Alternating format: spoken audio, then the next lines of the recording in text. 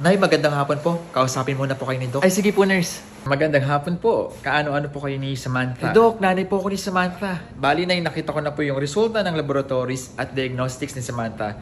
Well, meron siyang bara sa bituka at kailangan niyang maoperahan sa lalong madaling panahon. Doc, bakit niya kailangan operahan? Dahil nakita po sa kanya yung CT scan na Ay, Doc, wait lang po. Tawagin ko lang po yung tatay ni Samantha. Sige po, sige po. Doc, ano pong nangyari sa anak ko, Doc? Tay, magandang hapon po.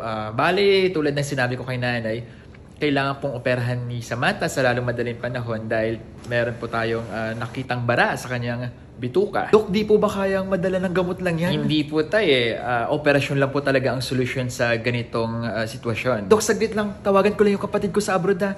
Siya kasi yung pinanser namin eh. Hello, kuya. Hello, Tol. Anong balita? Kuya, kausapin ko muna ni Doc ha. Si Samantha, kailangan daw operahan. Sige, Tol. Pakausap po kay Okay, Doc. bigay ko yung phone kay Doc ha. Ito, Doc. Magandang hapon po, Dr. Masigasig po ito. Bali po, kailangan pong operahan ni Samantha sa lalong madaling panahon dahil meron pong bara na nakita sa kanyang bituka. Doc, operasyon po ba talagang kailangan? Hindi po ba kaya ng gamutan yan? Yes, sir. Operasyon lang po talaga ang natatanging solusyon po sa ganitong kondisyon. Ay, Doc, pwedeng kaasawa ko na lang kausapin niyo. Dr. Ting kasi siya. Sige po, wala pong problema. Kakausapin ko pa asawa niyo. Hello, Doc. Doc, anong nangyari sa pamangkin ko? Hello, ma'am. Magandang hapon po. Dr. Masigasig po ito. Bale, tulad po na nasabi ko sa asawa niyo, kailangan pong operahan ni Samantha sa lalong madaling panahon. Kailangan na po bang operahan talaga, Doc? Yes po, kailangan po talaga at wala na po tayong ibang solusyon kundi ito lang. Sige, Doc. Mag-usap muna kami ng asawa ko. Sige po. Salamat po.